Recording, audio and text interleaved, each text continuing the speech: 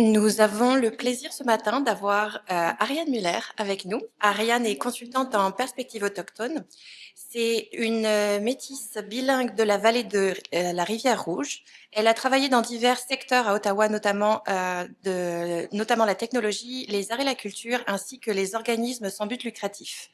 Depuis 2020, elle choisit de travailler dans les contextes qui lui permettent d'être ambassadrice de l'histoire, des difficultés et des victoires, et pour l'avenir des métisses. Aujourd'hui, Ariane continue de travailler pour sa nation, surtout dans le contexte de l'équité et de l'inclusion. Merci infiniment, Ariane, d'être avec nous aujourd'hui.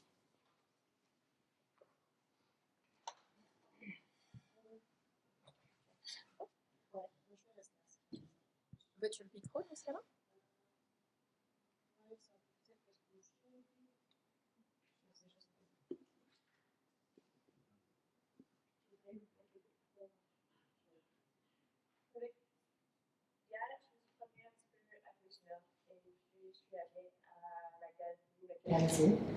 Puis comme que je fais d'habitude, c'est d'aller directement vers la judiciaire où est-ce que je dépense l'argent que j'ai pas besoin de dépenser. Et puis, j'ai trouvé ce livre qui a des super belles photos. C'est un artiste où est-ce que j'ai en fait vu de leurs photos dans la galerie à Ottawa au Conseil des arts du Canada. Et puis, je vous l'apporte ici pour le partager. Je vous laisse feuilleter en travers, vous partager entre vous. Mais vous allez voir, c'est toutes des images liées au territoire.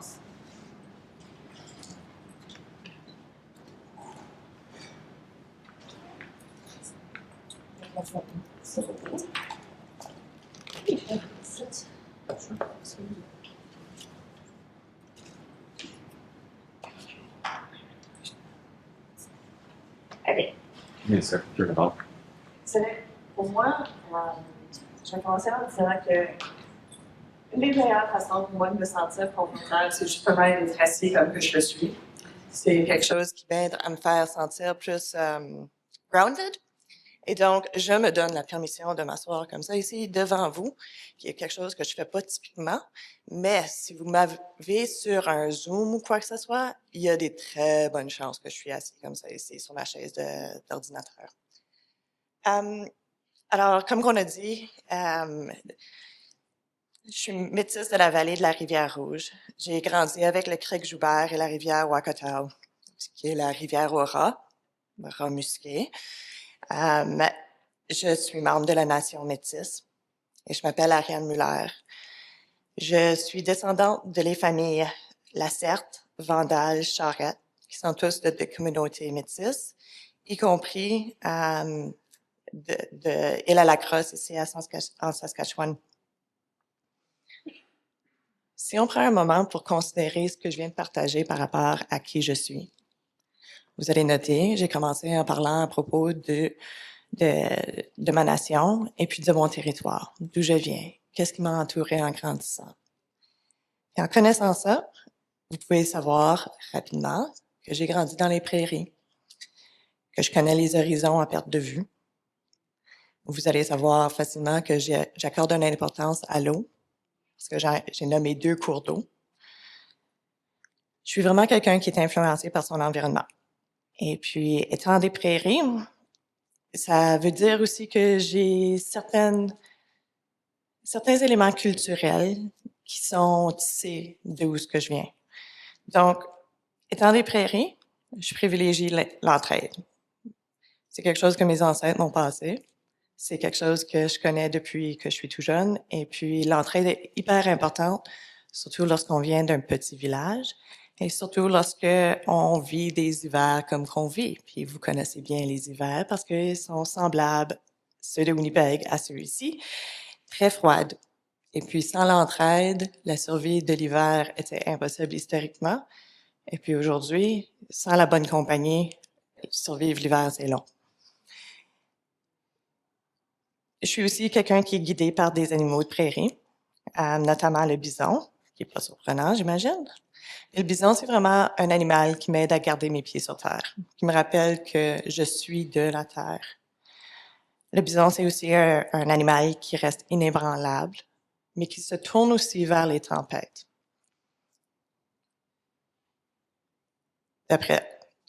Enfin, on se tourne vers les tempêtes parce que la façon la plus vite de passer en travers d'une tempête, c'est de y faire face.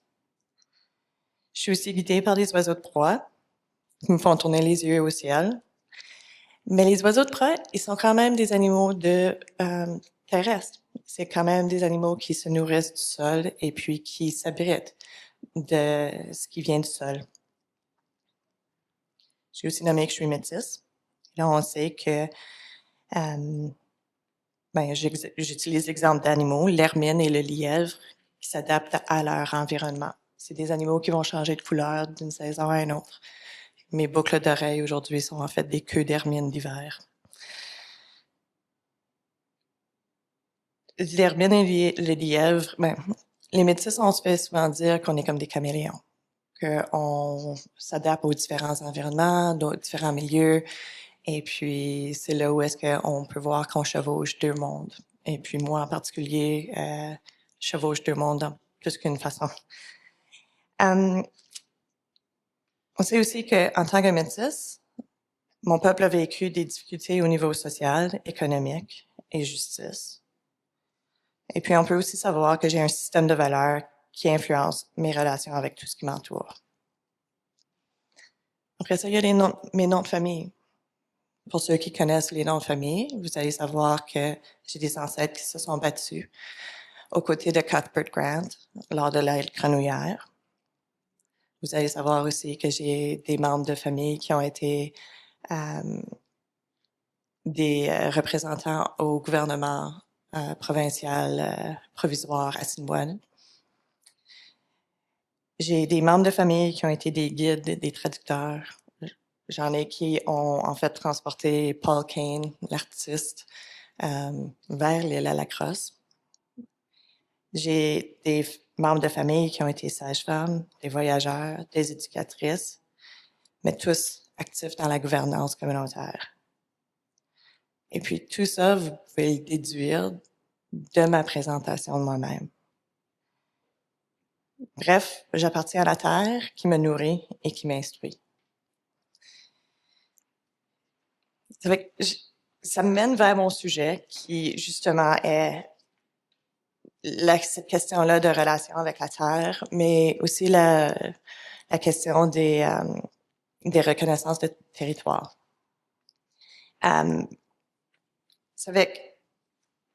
La pratique de reconnaissance territoriale, c'est quelque chose, en fait, puis on en a déjà entendu, on a fait déjà allusion à ça, c'est quelque chose qui est historique, c'est une façon qu'on se présente pour aider aux personnes devant nous de mieux comprendre qui nous sommes et comment est-ce qu'on agit, comment est-ce qu'on reconnaît le monde qui est alentour de nous. C'était quelque chose qui a été fait depuis le début des temps, quand les communautés se rencontrent. Ils vont s'échanger justement leur territoire, qui aide à mieux comprendre, mieux saisir c'est quoi les besoins de cette personne-là. Ça fait que vraiment de connaître nos territoires, c'est de connaître ce qui nous nourrit, ce qui nous donne vie. Ça nous informe sur les façons que nos ancêtres ont été informés. Et puis, puisque nous sommes issus d'un territoire, c'est une façon pour nous de nous présenter, de nous donner une vue de qui nous sommes. Ça donne plus d'informations que juste nos noms. Puis, pour plusieurs d'entre nous, nos noms, c'est quelque chose de terrestre. C'est quelque chose qu'on a seulement pour un moment, mais qui n'est pas notre identité. C'est juste quelque chose qui nous... C'est comme un label. C'est là, mais c'est pas permanent. Ça part quand nous, on part. De l'autre côté, lorsqu'on pense au territoire, et puis la façon colonisatrice de voir le territoire, vraiment, ça a été une question de faire des frontières, mettre des frontières très fixes, très claires, bouge pas, sont pas flexibles. Ça s'aligne pas avec nos façons de savoir ça. Et aussi la question de le territoire nous appartient. Moi-même, j'ai acheté une petite propriété, pas loin de où j'ai grandi, en fait. Et puis, c'est toujours drôle de dire, c'est toujours un peu bizarre pour moi de dire que j'ai un petit territoire, j'ai un petit terrain. C'est pas à moi. Je me vois vraiment plus comme une personne qui a la responsabilité de garder ce territoire-là. Puis par garder, je veux dire veiller, m'assurer que qui vit une bonne vie, qui a qu'est-ce qu'il a de besoin, parce que c'est ce territoire-là qui peut me nourrir. Puis en fait, je suis très, très chanceuse et j'ai tellement de baies sauvages, des prunes sauvages, j'ai des fraises partout par terre. Alors, si je voulais me nourrir de mon territoire, pas de blague, je pourrais le faire. Et puis, les chevreuils, les ours, il y en a plein qui passent sur mon petit lot. Je suis vraiment contente de ça, mais c'est juste pour dire que c'est pas à moi, ça. C'est quelque chose qui m'a donné une responsabilité envers ce territoire, ce petit lopin de terre. Du côté colonisateur, par contre, on voit que on parle souvent de no trespassing, les intrusions. Et puis, on a cette idée-là que il faut protéger ce qui nous appartient. Puis, dans le contexte de territoire, puis on le voit beaucoup, surtout avec les fermiers, la façon qu'ils vont protéger leur territoire, rendre les mouvements naturels impossibles aux animaux. C'est quand la dernière fois que vous avez vu des bisons se promener dans la forêt, dans les champs? C'est pas quelque chose qu'on voit aujourd'hui, ou très peu du moins.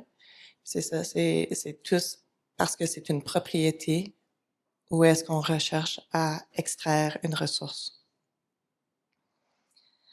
Aussi, sur le côté colonisateur, on croit que le territoire peut être manipulé et exploité. On prend à s'en remettre. Cette idée-là d'être propriétaire de quelque chose, c'est vraiment une idée de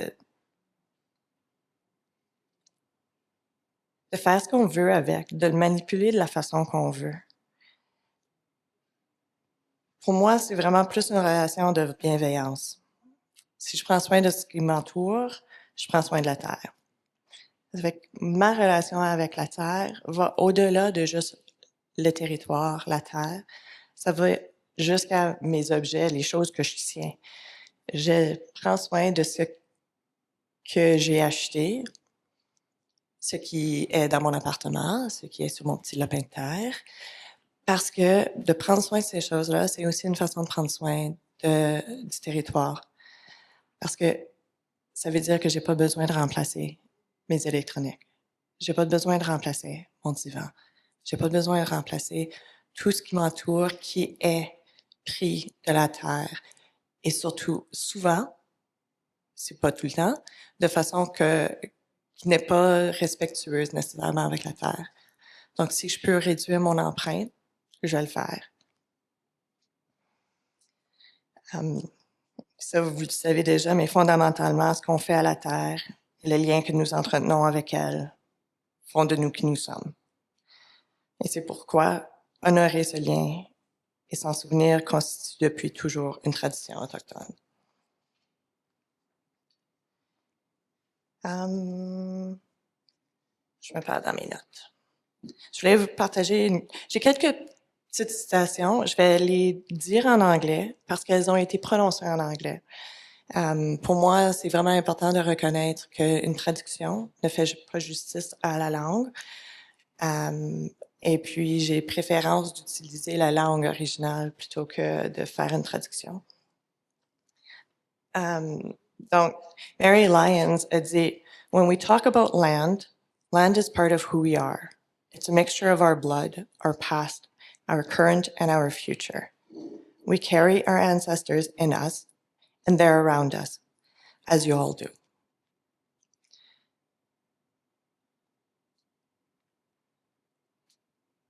Je pense que c'est vraiment une des choses qui est vraiment, vraiment importante à considérer lorsqu'on parle de faire des reconnaissances territoriales.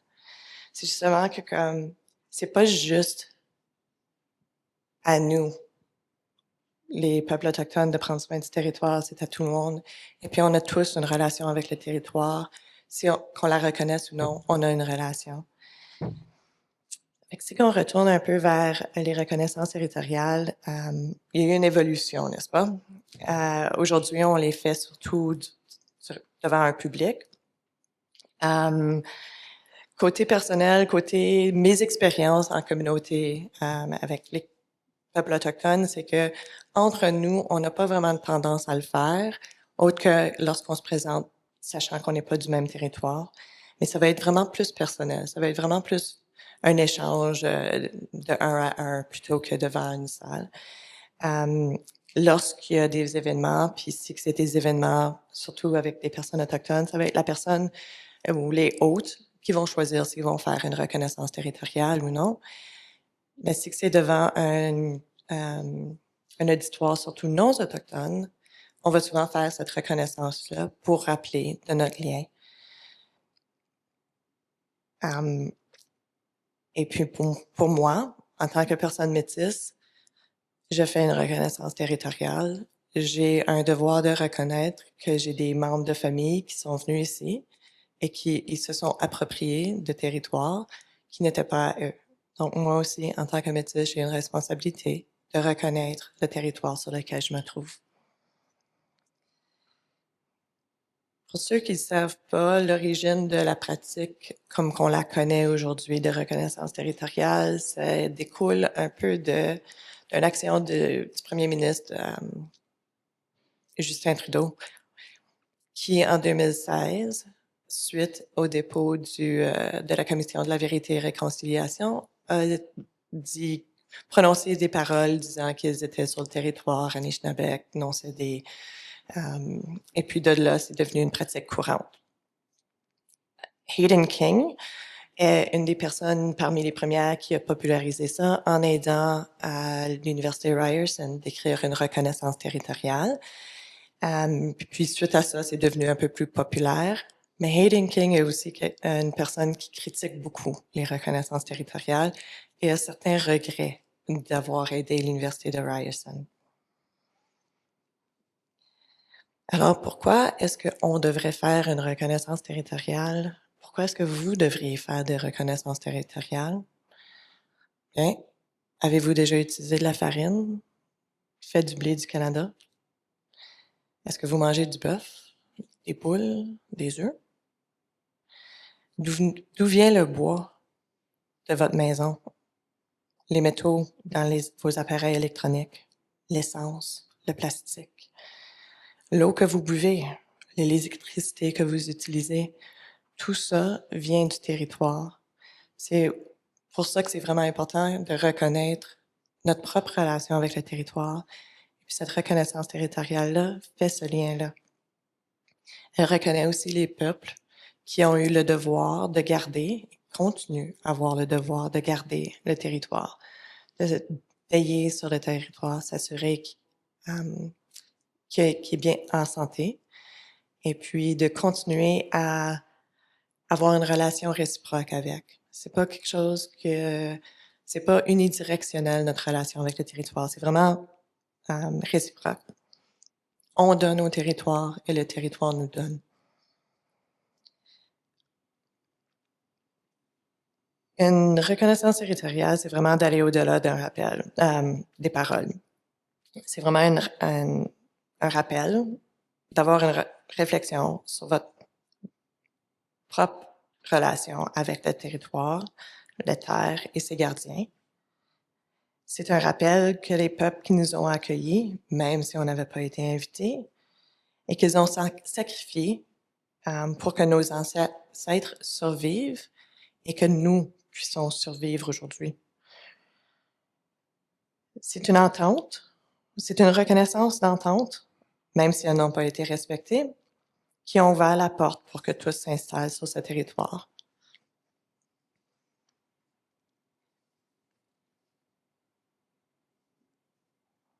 Une reconnaissance territoriale, c'est pas un moment de culpabiliser qui que ce soit. C'est pas un moment où est-ce qu'on vous dit « Ah, vous avez tort d'être ici ». C'est pas ça du tout.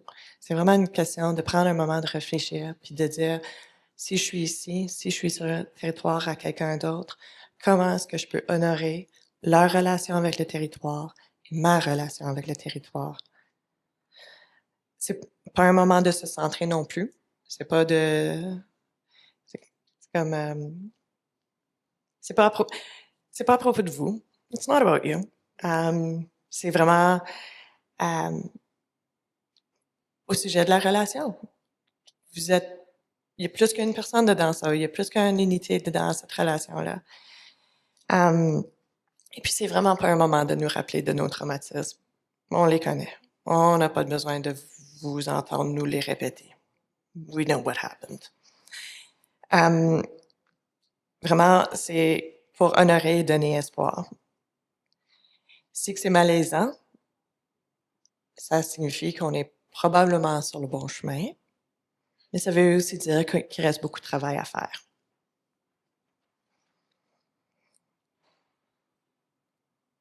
Je vais citer Chelsea Vowell, qui est auteure.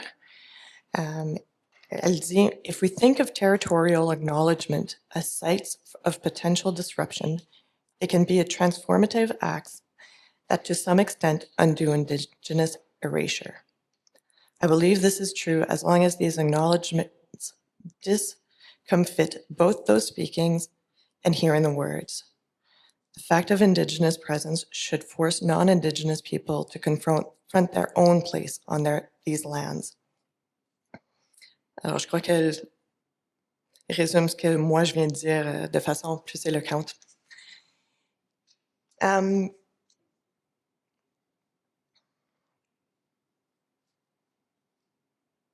Les reconnaissances ont beaucoup de critiques. Comme je disais, Hayden King lui-même a critiqué beaucoup les reconnaissances territoriales parce qu'elles sont devenues comme une boîte à faire un check dedans. Ah, il y a un événement, on va dire notre reconnaissance territoriale, on va aller regarder sur le site web de notre organisme, ou on va aller voir celle de l'université, on va répéter ce que eux disent.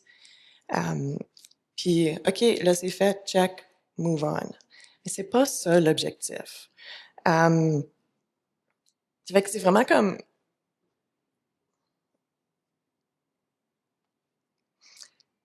c'est vraiment un moment de prendre un recul. Et puis, il y a quelques personnes qui ont dit, ben, si qu'elles sont si critiquées par les communautés autochtones, pourquoi est-ce qu'on continue de les faire? Est-ce qu'on devrait même les faire? Mais les critiques, pour moi, c'est vraiment une invitation. C'est un call-in.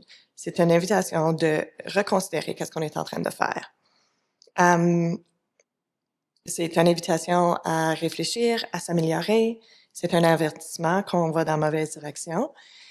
Donc, si on considère les critiques comme étant quelque chose qui a pris de l'énergie d'une personne, qui a pris une réflexion de cette personne-là, qui sait qu'en prononçant cette critique-là, va possiblement froisser certaines personnes, la seule chose qu'on peut faire, c'est vraiment respecter la critique, l'écouter, l'entendre et l'intégrer dans nos actions dans le futur. Une critique, c'est une invitation à améliorer une relation. C'est vraiment pas une chose qui dit que vous devriez arrêter de faire ce que vous faites. C'est vraiment un moment où est-ce que vous pouvez réfléchir un peu puis vous améliorer. Ça fait que, sachant que les critiques n'étaient pas des demandes d'arrêter de faire des reconnaissances territoriales, prenez ce moment-là pour réfléchir à comment la changer, comment la rendre plus personnelle. Puis en connaissant les critiques communes, vous pouvez vous mieux faire. Puis parmi les critiques communes, c'est que ça donne l'impression que c'est un fait du passé, que ça n'existe plus aujourd'hui. Jérémy, tantôt, l'a mentionné que... je pense que tu l'as mentionné, ou peut-être que c'était dans quelque chose que j'ai lu. Le mot traditionnel, souvent on pense à comme quelque chose du passé, n'est-ce pas?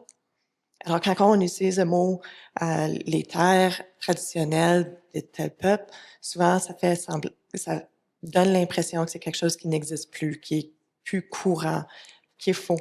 C'est quelque chose du passé, du présent et de l'avenir. Il y a aussi beaucoup de fois où est-ce qu'on va entendre une reconnaissance territoriale qui va sonner un petit peu comme « Ce qui était à vous est désormais à nous et merci beaucoup, salut la compagnie ». C'est vraiment pas ça l'objectif, n'est-ce pas? Puis en faisant quelque chose comme ça, on ignore vraiment la dépossession de nos terres, qui a souvent été violente. En fait, se faire enlever sa terre, c'est toujours quelque chose de violent. Ça ignore aussi les traumatismes liés à cette réalité-là, puis les traumatismes qui sont intergénérationnels. Et encore une fois, ça ignore les ententes, les traités qui sont toujours réels et toujours en place. Donc, à quoi ressemble une bonne reconnaissance territoriale? Je vais vous partager un moment récent où j'ai travaillé un guide de reconnaissance territoriale. Et puis, récemment, j'ai demandé à l'organisme si on allait publier ce guide-là, le partager, comme en avait été l'intention. J'ai eu une critique quand même assez importante, et celle-là était, mais c'est pas un guide, c'est vraiment plus des réflexions. Yeah, that's the point. C'était exactement ce que j'essayais de faire. C'était exactement de dire, faire une reconnaissance territoriale, c'est pas quelque chose que on a consulté les gardiens de savoir de la région ou les aînés, check. On a appris les noms des communautés gardiens du territoire sur lesquels nous sommes, check. OK, on a écrit les mots et puis on l'a mis sur notre site web, check. C'est pas ça du tout, du tout, du tout. C'est vraiment, je peux pas, c'est pour ça que je peux pas vous dire comment faire une reconnaissance territoriale parce que je n'ai pas votre relation avec le territoire. Donc, tout ce que je peux vous dire, c'est de prendre un temps de réflexion, de vraiment considérer c'est quoi votre relation et puis comment vous pouvez communiquer cette relation-là en travers de votre reconnaissance territoriale. Donc, une reconnaissance territoriale devrait faire preuve de réflexion et de considération des peuples gardiens du territoire sur lequel vous vous trouvez. Elle devrait démontrer votre compréhension de votre place en relation au peuple et au territoire de la région. Vous devriez savoir c'est quoi vos privilèges. Considérez votre histoire. Si vous commencez en avant de quelqu'un d'autre, tout ce qui a mené à cette possibilité, c'est des privilèges. Est-ce que vos privilèges sont les mêmes que ceux des peuples de Premières Nations ou les peuples autochtones? Et puis, comment est-ce que vous bénéficiez et continuez de bénéficier de ces privilèges-là? Une fois que vous connaissez ça, là, vous pouvez commencer à songer à votre reconnaissance territoriale. Une bonne reconnaissance territoriale devrait aussi démontrer un engagement envers les peuples, les territoires, les traités, et puis les actions qui appuient la souveraineté du territoire et de ses peuples. Et là, on va me dire, la souveraineté du territoire, mais voyons, c'est quoi? C'est pas une personne. Puis pour ça, je vais vous demander, c'est eux qui travaillent en entreprise ou qui connaissent c'est quoi une corporation, vous savez que les corporations ont les mêmes droits qu'une personne, les mêmes droits et même les privilèges. Une corporation, c'est une entité qui n'est pas une personne, mais le gouvernement fédéral, dans la loi, propose qu'une corporation a les mêmes droits qu'une personne, qu'un individu. Alors, si une corporation peut avoir une souveraineté, n'est-ce pas qu'un territoire, que nos cours d'eau pourraient avoir de la souveraineté aussi? Et puis là, on pense un peu aussi à la question de qu'est-ce qui se passe avec nos cours d'eau. Moi qui avais été à Ottawa pendant 15 ans, qui redéménageais au Manitoba en 2022, aller visiter le lac Winnipeg, je pense qu'il n'y a rien qui est plus déprimant pour moi que ça.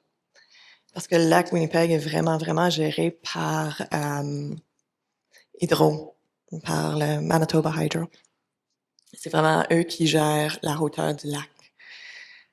En gérant la hauteur du lac, on gère aussi la santé du lac. Ça fait qu'il y a quand même des gros problèmes là-dessus. Il y a peu de cours d'eau maintenant qui sont vraiment, honnêtement, et complètement libres. Alors, quand on parle de décoloniser nos cours d'eau, on parle de vouloir leur redonner la liberté. Winnipeg a aussi une relation intéressante avec les cours d'eau. Je connais pas pour Regina, mais à Winnipeg, il y avait 33 rivières et ruisseaux qui passaient dans la ville. Si vous regardez une carte, c'est pas ça le cas aujourd'hui. Qu'est-ce qui est arrivé, c'est qu'on a enfoui ces cours d'eau-là pour pouvoir construire par-dessus. Mais sachez, l'eau va toujours gagner. L'eau va toujours trouver une façon de se rendre où elle doit se rendre. Et donc, il y a des problèmes de fondation dans les maisons et les édifices au Manitoba, à Winnipeg, à cause que justement, on a enfoui les cours d'eau et on a construit par-dessus. Donc, il y a des gros problèmes en ce moment. Pour moi, c'est juste un petit rappel que on ne peut pas contrôler l'eau comme qu'on pense qu'on peut le faire. Et puis, autant comme que l'eau peut donner la vie, elle peut aussi prendre la vie. C'est quelque chose que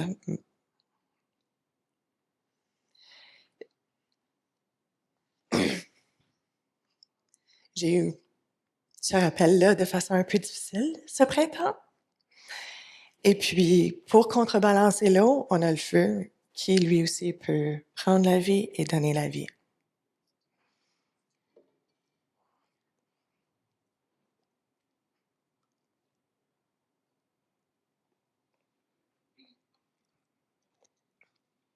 Ça fait que depuis ce printemps, l'eau est vraiment quelque chose qui est très présent dans ma vie.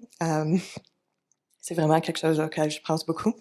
Et puis, dans ma main, j'ai un petit médaillon avec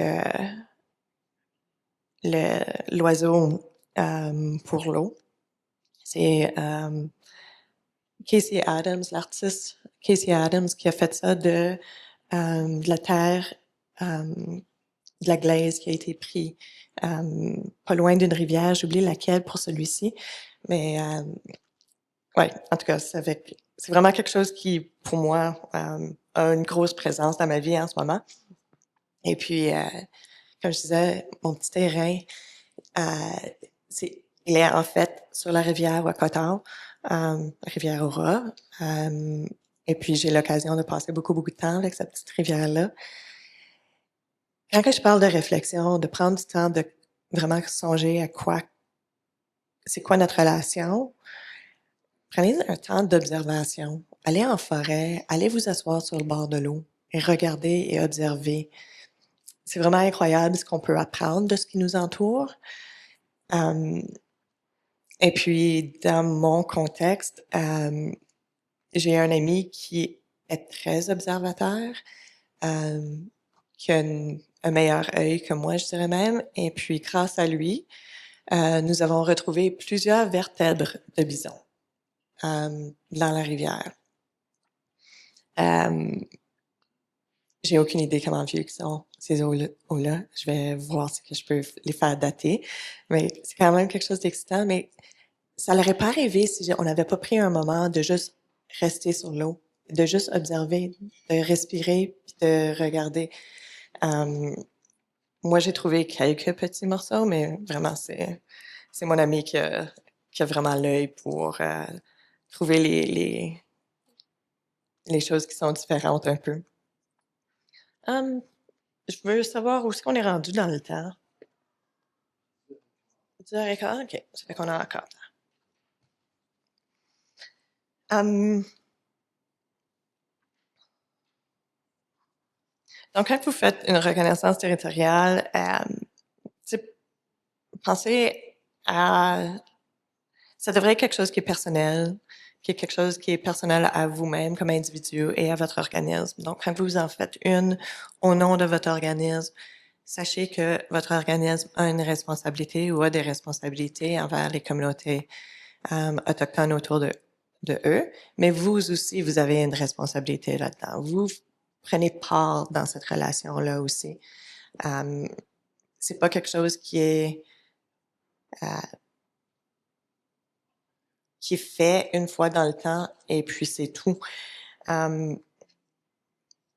c'est un testament de votre relation, puis une relation, ça change. Si vous pensez à votre dernier coup de foudre, on va dire, c'est un moment où est-ce que cette relation-là devient vraiment, vraiment importante pour vous. Vous l'intégrez dans votre vie. Vous apportez votre partenaire à vous les présentez à vos amis, à votre famille, vous faites vos passe-temps ensemble, vous apprenez de l'un à l'autre. C'est exactement la même chose quand on parle de relation avec le territoire. Comment est-ce que notre relation avec le territoire peut s'intégrer dans notre vie de tous les jours? Comment est-ce que la prochaine fois que vous prenez votre téléphone, vous considérez justement tout ce qui a été fait pour construire ce téléphone-là vient de la Terre? Comment est-ce que vous pouvez faire en sorte que vous avez ces moments de réflexion-là un peu à chaque jour, un peu de reconnaître votre relation à chaque jour? Euh, je l'ai déjà mentionné, mais c'est ça. Une reconnaissance devrait appeler à prendre action. Et puis, vous connaissez les enjeux auxquels les communautés autochtones autour de vous font face. Justement, dans le guide que j'avais rédigé, je nomme plusieurs enjeux des communautés autochtones des prairies auxquels on a fait face. Puis, entre autres, comme il y a la question de l'accès à la terre. Puis ça, c'est quelque chose qui est en grande discussion à l'instant. La terre, les communautés autochtones ont été accordées une réserve de terre. Cette réserve-là, plutôt que grandir comme que la communauté a grandi, elle a beaucoup été coupée et recoupée et recoupée. Il y a un moment où est-ce que moi-même, je disais, c'est fou, mais on dirait que lorsqu'il y a une désignation que la terre n'est pas utilisée de la bonne façon, le gouvernement se donne la permission de se réapproprier de la terre. Donc, dans les prairies, suite à la Seconde Guerre, beaucoup de soldats qui sont revenus ont été donnés des terres. Voulez-vous deviner d'où viennent ces terres-là? Si vous avez deviné des réserves, vous avez raison. On a coupé le territoire des peuples autochtones pour être capable de la donner aux soldats pour qu'eux puissent devenir des fermiers. Fait que vraiment, c'était ça l'objectif. Ça fait qu'on a coupé les terres pour les donner à quelqu'un d'autre, mais c'était aussi, les personnes qui habitent ces terres-là ne sont pas en train de profiter des ressources de cette terre-là, ne sont pas en train de profiter économiquement de ces terres, donc on va juste les prendre puis on va les donner ailleurs. Puis on le voit avec l'industrie forestière, on le voit avec l'industrie minière, on le voit avec l'industrie agriculture. C'est quelque chose qui se passe encore, où est-ce qu'il y a cette idée-là de c'est quoi la bonne façon d'utiliser le terrain, le territoire. On a tous notre propre façon de bénéficier, mais ça, c'est réciproque quand même. Puis, ouais, c'est ça. C'est juste pour dire que c'est quelque chose qui est arrivé, ça fait pas très longtemps, puis ça continue d'arriver. Et puis, on entend encore les jugements dans la façon que le monde va parler du territoire. Il y a aussi plusieurs communautés qui ont été déplacées. Pagwis, par exemple, avait été une communauté qui était sur des terres fertiles. Ils sont rendus dans plein milieu de la terre qui inonde régulièrement, qui n'est pas cultivable. Et puis, ça a été un déplacement forcé. Puis, il y a plusieurs communautés qui se sont retrouvées dans des situations semblables. Dans les années, je veux dire 2016-ish, il y a eu une grosse inondation de communautés de Premières Nations au Manitoba. Et puis, il y a eu des évacuations qui en ont suivi. Les maisons qui avaient été sur ce territoire-là sont toujours pas remplacées, ne sont toujours pas rénovées. Il y a encore des difficultés pour cette communauté-là de retourner sur le terrain qu'ils ont connu, sur lequel ils ont grandi. Il y a des jeunes qui sont en train de grandir dans des hôtels à Winnipeg parce que le gouvernement n'a toujours pas pris action. Et puis la raison que ce territoire-là est inondé, c'était qu'il y a eu une déviation de l'eau pour protéger autres communautés. Euh, D'autres enjeux auxquels les communautés autochtones font face, c'est l'eau, l'accès à l'eau. Si on met des barrages hydroélectriques sur plein de cours d'eau, ça veut dire que ça change la façon que les poissons bougent, les animaux de l'eau bougent. Donc, déjà, on perd un peu un accès à une source qui nous nourrit, mais aussi il y a la question de l'eau potable. Combien de communautés n'ont toujours pas accès à de l'eau potable? C'est toujours un problème, tandis que nous, on prend de l'eau puis on la gaspille sans même y penser. On parle aussi de questions d'accès aux soins de santé. Quand je dis santé, je veux dire physique, mentale, culturelle, spirituelle. On parle de reconnaître aussi qu'il y a une guérison qui se passe en ce moment des traumatismes du passé et actuel. On reconnaît que le système de justice est débalancé.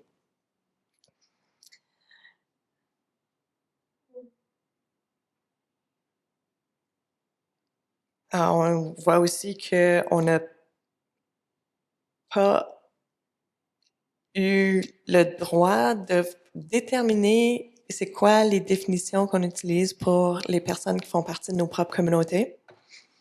Le gouvernement fédéral avait des émancipations forcées, donc c'était pas une bonne chose, ni que c'était une bonne chose de rester à l'intérieur, mais c'était question liée vers le Indian Act, où est-ce que les personnes de Première Nation qui voulaient devenir avocats, qui voulaient devenir médecins, devenaient automatiquement des citoyens canadiens et donc perdaient leurs droits en tant que personnes autochtones.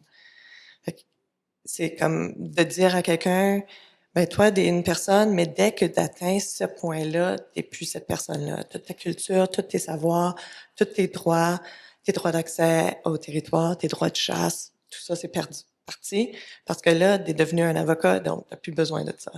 C'est ridicule. Puis pour la communauté métisse, pour la nation métisse, c'est le gouvernement fédéral qui a décidé comment est-ce qu'on allait déterminer c'est qui les métis. Ça, c'est comme demander au Mexique de demander si une personne qui a immigré au Canada devient canadien. Ça n'a pas de sens. On perd notre souveraineté là-dedans. Donc, le test Paoli, par exemple, c'est vraiment quelque chose que le gouvernement fédéral a choisi et nous a imposé. Et qui porte à beaucoup, beaucoup de confusion. D'autres enjeux, c'est la perte de langue. Ça, on en a entendu parler un peu ce matin déjà. Et puis, qu'est-ce qui arrive avec la perte de la langue, c'est qu'on perd nos savoir-faire, on perd nos savoir-être, on perd des éléments essentiels à notre culture. La façon que les mots ils sont traduits de plusieurs langues autochtones vers le français ou vers l'anglais, c'est pas tout à fait ce que ce terme-là veut dire. Ça fait qu'on utilise des façons abrégées ou plus rapides pour dire la même chose, mais ça dit pas la même chose.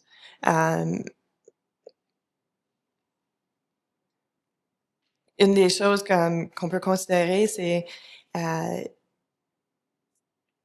le mot manomin, le riz sauvage, manomin. C'est the good berry, c'est ça que ça veut dire. C'est pas la même chose. Si on pense à la relation qu'on aurait avec un objet qui s'appelle the good berry, n'est-ce pas que ça serait un peu différent de la relation qu'on aurait avec le riz sauvage? Fait que c'est des choses comme ça qui sont perdues lorsqu'on traduit, parce qu'on cherche des façons plus rapides de dire la même chose. C'est la même chose avec le mot pour les femmes, les hommes, les maisons. Tous ces mots-là ont été changés pour un mot qui est plus court, plus facile à dire, mais en utilisant cette façon-là, on perd vraiment comme l'essence de qu'est-ce que ce mot-là veut dire. Puis, dans le contexte des mots pour homme ou pour femme, on perd un peu cette question-là de respect envers la personne parce qu'on ne reconnaît pas l'entièreté du rôle qui est en fait une partie du mot original. Ça fait que tout ça, comme ça cause des défis dans nos vies de tous les jours, nos vies culturelles. Puis c'est vraiment un gros travail pour nous d'essayer de retrouver ces façons de faire-là, de retrouver nos cultures en travers de ces façons de penser.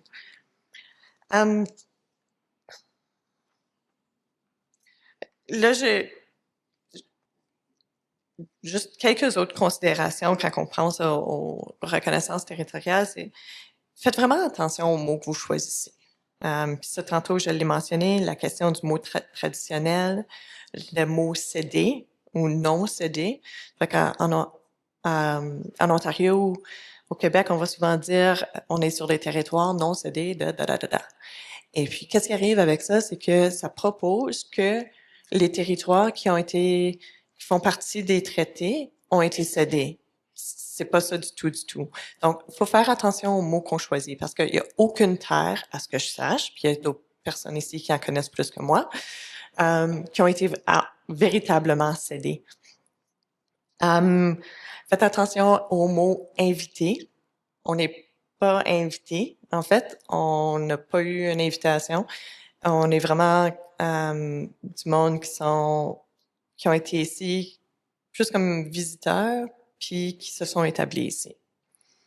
Moi, personnellement, si je suis sur le territoire avec quelqu'un d'autre, je me considère comme quelqu'un qui est en visite là, jusqu'à ce que je me sens comme si je fais partie de la communauté. Ça a pris longtemps avant que je fasse partie de la communauté à Ottawa. Ça fait que j'étais visiteur à Ottawa pendant la majorité de mon temps que j'étais là. J'étais là pendant 15 ans. Fait que c'est juste de reconnaître aussi comment est-ce que on n'est pas des invités. Un invité, c'est quelqu'un qu'on leur offre d'ouvrir la porte puis de venir s'asseoir à la table puis d'avoir un café avec nous autres. On doit aussi faire attention aux termes positifs. Il y a parfois où est-ce qu'on va entendre les Autochtones du Canada ou au Canada. C'est pas au Canada, on est situé sur le territoire qui est maintenant connu comme le Canada, mais on n'est pas, on n'appartient pas au gouvernement. On a notre propre identité, notre propre souveraineté. Ça veut faire attention à ce genre de mots-là. Un gros conseil, ça, c'est quelque chose qui vient vraiment me chercher. C'est lorsqu'on fait les reconnaissances territoriales, il y a plusieurs personnes qui ne prononcent pas les noms comme il faut. Il y a un moment où est-ce que j'étais dans une salle, c'était une grosse réunion sur le tourisme au Manitoba. Et puis, c'était une réunion de conversation sur le tourisme francophone au Manitoba. Et puis, la personne qui a fait la reconnaissance territoriale a mal prononcé chaque nom de communauté sauf métis. Et puis, la façon que cette personne-là a réagi lorsqu'elle a reconnu qu'il n'était pas en train de bien prononcer les noms, c'était plus comme ah ben, whatever. Et puis, il a continué. Si vous saviez à quel point c'est allé me chercher, puis à quel point j'ai pas été capable d'entendre quoi que ce soit qui a été dit par la suite, juste à cause de son attitude, sa façon de réagir, c'est vraiment juste, ben voyons, comme un peu de respect, apprenez nos noms. Ça fait que c'est quelque chose que je recommande de pratiquer avant. Et puis, si vous prononcez pas bien les noms, c'est OK. Mais faites cet effort-là. Montrez-nous que vous avez fait cet effort-là. Puis, si quelqu'un dans la salle connaît une différente prononciation, ils pourront peut-être vous coacher. Mais c'est comme moi-même, quand que quelqu'un choisit de me parler en français au lieu d'en anglais, je reconnais que cette personne-là fait cet effort-là. Je vais pas corriger chaque deux mots, sachant que sont en train de faire un effort. Fait qu'on reconnaît ces efforts-là. Et puis, utilisez les noms qu'on vous demande d'utiliser. C'est vraiment bizarre. En fait, souvent, on le voit, où est-ce que dans les reconnaissances territoriales, on va dire, on est sur le territoire des communautés Anishinaabe, Cri, Dakota. C'est comme, OK, mais pourquoi est-ce qu'on a choisi Anishinaabe, mais on n'a pas choisi Inininu pour Cri? C'est quoi cette hiérarchie-là? C'est vraiment un peu bizarre. Puis encore, on entend OG Cree, mais ça a été très clair. On a été demandé de dire Anishinaabe, qui par les communautés elles-mêmes. Alors pourquoi est-ce qu'on est encore en train d'utiliser OG Cree? Puis pour moi, une autre chose que des aînés que je suis ont demandé d'utiliser Manomin pour le riz sauvage. Et donc, dorénavant, j'utilise Manomin. Et puis, j'exige que le restant de ma famille l'utilise aussi. Mais c'est juste parce que c'est quelque chose qui nous a été demandé. Et donc, par respect, je fais qu'est-ce que je peux pour respecter ça. Et puis, en tant que francophone, on a vraiment une tendance de franciser les mots. Alors, faites vraiment attention à ça. On le voit surtout dans l'Est, où est-ce que Anishinaabe, c'est Anishinaabe, comme c'est vraiment prononcé drôlement parmi les francophones. Puis la façon que c'est écrit, ça a même été changé, mais comme c'est écrit de façon phonétique. Il n'y avait aucune raison de changer la façon qu'on l'écrit. Il y a aussi des choses comme Bannock, Bannick. Moi, comme dans ma communauté, dans mon monde, j'utilise Bannock. Alors, c'est juste un des mots que je reconnais qui a été traduit. Bannock, c'est même pas un mot Première Nation ou métis, c'est un mot écossais. Il y a aussi la question, le mot métis. Il y a beaucoup de personnes qui vont dire métis. Mais en tant que francophone, puis même les anglophones, ils prononcent le S. On dit métis avec le S. Dans le travail qu'on fait, pour faire des reconnaissances territoriales, on se fait souvent solliciter pour donner un coup de main. On demande à des aînés de venir nous parler, de nous aider à faire ce travail-là. Mais quand vous faites ces demandes-là, reconnaissez justement que nous, on est en train de faire un travail aussi. Nous, on est aussi en train de faire un travail émotionnel. On est en train de faire un travail de guérison de nos traumatismes. On est en train de faire on est en train de reconnaître notre propre racisme internalisé. On est en train de faire des apprentissages culturels. Et puis tout ça à cause de qu'est-ce qui nous est arrivé. Tout ça à cause de qu'est-ce qui nous a été imposé. Et puis là, qu'on est dans un processus de vérité et réconciliation, OK, là, il faut qu'on aille vous éduquer. Là, il faut qu'on aille vous dire comment faire. Il faut qu'on écoute aux questions qui sont comme malaisantes des fois.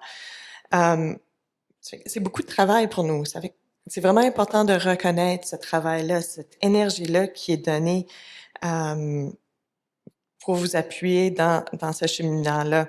Ça ne veut pas dire que vous pouvez pas nous demander, mais c'est juste de reconnaître. On fait beaucoup de travail pour nous-mêmes et on est là pour vous appuyer, mais allez chercher un minimum de connaissances. Allez chercher le minimum que vous pouvez, autant que vous pouvez. Sur l'Internet, il y a plein d'informations qui est disponible déjà. Alors, allez chercher ces informations-là, comme ça, vous pouvez éviter de nous poser les questions, que nous, on va vous dire, mais là, let me Google that for you. Posez-nous des questions plus uniques ou liées au moment où est-ce que vous êtes, plutôt que de nous demander des questions de notre historique. Et puis là, je vais juste... Dernière petite citation de... Oh, excuse. Je suis vraiment quelqu'un qui est comme super émotif. Fait que il y a des choses qui vont me chercher. Citation de Justice Murray Sinclair. Puis là, ça vient me chercher parce qu'elle est décédée il n'y a pas très longtemps. Elle a dit, "We describe for you a mountain. We have shown you a path to the top. We call upon you to do the climbing." on vous invite à participer dans cette guérison-là qu'on est en train de faire. On vous a montré le chemin. Prenez-le. Faites le travail. On va y arriver. Puis, est-ce que j'ai le temps pour des questions? Est-ce qu'on veut des questions? Oui, on a le temps pour des questions. Je vais passer le micro pour les questions que vous pouvez avoir ici. Je vais parler fort en attendant qu'on attende que ça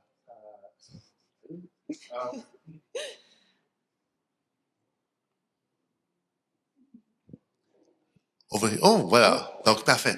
Alors, merci beaucoup. Je vais dire deux mots rapidement, parce que pendant que Ariane parlait, on avait d'autres relations dehors, des oiseaux qui voulaient se faire entendre, qui voulaient se faire voir. Un qui a assez d'entrée pour venir nous parler aussi. Mais ça va. Il a vu une fenêtre, puis on a vu voler. Mais c'était intéressant, justement, pour moi, de commencer avec des relations avec ce qui nous précède, pour arriver à là où on est aujourd'hui. Pas pour faire le prof trop et expliquer. Mais je pense que c'est important de voir ça aussi, hein, que on a une invitation ici à penser à notre relation au territoire, à tous les peuples. Hein, on parle du peuple des bisons, les peuples des oiseaux. Donc, puis d'amener jusqu'à aujourd'hui au fait où il y a un travail qui est commencé, il y a des ressources qui existent, qui ont été produites pour ça. Puis, comme tu nous as rappelé dans une rencontre au début aussi, que les personnes ne sont pas des ressources. Donc, on peut aller voir les ressources qui ont été produites, puis aller voir les personnes pour ce qu'une ressource ne peut pas faire. C'est pour ça qu'on voulait parler de relations aujourd'hui. Alors, je vais me promener avec le micro pour ceux qui ont des questions pour Yann. Puis on vous promet une pause après aussi.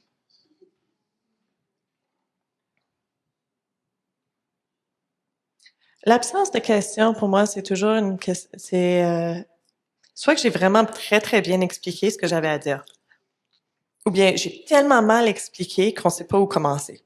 Ça fait que je ne sais pas c'est quel des deux. J'espère que c'est le premier, mais ouais. Je vais être ici cet après-midi aussi. Ça fait que si vous avez des réflexions plus tard, je pourrais vous répondre tantôt aussi. Merci. Moi, c'est André. Je travaille ici à la Cité, Ariane. Puis, ma question est peut-être par rapport à quelque chose que tu nous as pas raconté. Moi, je suis curieuse quand j'entends 15 ans à Ottawa et maintenant j'ai mon petit territoire à côté de la rivière. Il me semble qu'il y a un énorme gouffre entre ces deux-là, méchant contraste. Je serais juste curieuse d'entendre ce parcours-là entre Ottawa et revenir au Manitoba à côté de ta rivière. Ce qui s'est passé. Comment ce trajet a eu lieu? Ça fait que pour moi, je me suis rendue à Ottawa pour les études. Et puis, je suis restée là-bas pendant 15 ans. J'ai fait mes études, j'ai fait d'autres études. Et puis, j'ai travaillé au gouvernement fédéral avant d'aller travailler dans le secteur privé. Et puis, en 2018, en août 2018, j'ai eu un gros mois, mais essentiellement, j'ai subi un épuisement professionnel.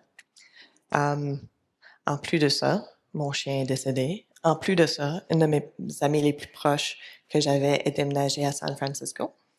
Donc, ça a été une grosse année, 2018-2019, ça a été une grosse année pour moi, de guérison pour moi-même. Et puis, c'est quand que j'ai recommencé à travailler, que j'ai commencé à travailler au Musée des Beaux-Arts du Canada comme interprète. Donc, ma job, c'était de donner des tournées guidées. Puis à ce moment-là, on avait la super incroyable exposition à Barakone, qui est une exposition des peuples autochtones partout dans le monde. Il y avait 70 différents artistes qui avaient des représentations au Musée des Beaux-Arts. Puis quand que je parle des peuples autochtones partout dans le monde, je veux dire vraiment des peuples autochtones de l'Inde, de Taïwan, de l'Afrique du Sud, de la Guinée, de la Norvège, du Canada, des États-Unis, de l'Amérique latine, comme c'était vraiment des artistes de partout. Quelque chose qui m'a beaucoup frappé durant cette exposition-là, c'était à quel point que, en tant que personnes autochtones, on a tous après subi on fait face à des difficultés très, très, très semblables. Durant cette période-là, ce qui m'a mené à travailler au Musée des Beaux-Arts, c'est que j'ai commencé à faire du tannage de peau. J'ai travaillé sur la peau d'un orignal au plein centre-ville de la ville d'Ottawa. Juste à côté du Musée des Beaux-Arts du Canada. Si vous avez vu c'est quoi cet édifice-là, c'est un gros édifice en vitre et en granit et qui est vraiment dans le centre-ville. Et puis, j'étais là en train de gratter de la viande de dessus une peau d'orignal. Et puis après ça, le poil. C'était vraiment une expérience super unique, mais qui a en fait beaucoup contribué à mon sens d'appartenance dans la ville. De faire une activité comme ça dans le centre d'une ville, c'est vraiment de se réapproprier du territoire. C'est vraiment quelque chose. Et puis à partir de ce moment-là, j'ai continué à travailler avec des organismes. Fait que je travaillais à temps partiel au Musée des Beaux-Arts, puis j'ai travaillé avec quelques organismes sans but lucratif, justement sur l'intégration des savoirs autochtones. Et puis en 2022, l'Union nationale métisse Saint-Joseph du Manitoba embauchait une direction administrative. Et puis, ayant gardé des relations avec le Manitoba, des amitiés, j'ai appliqué pour le poste, j'ai reçu le poste, et puis c'est ça qui a fait que je suis redéménagée au Manitoba, retournée sur mon territoire. Je pense que c'était quelque chose que je connaissais, que j'allais faire éventuellement, mais c'est ça qui m'a ramené sur le territoire. Ouais. C'est une longue réponse. Puisqu'on est rendu quand même à 10h45, on va prendre une pause. On veut les bonnes pauses pour que vous ayez le temps d'échanger les unes avec les autres, avec Kékétéayak, mais aussi, puis avec Ariane. Donc, n'hésitez pas à parler un peu.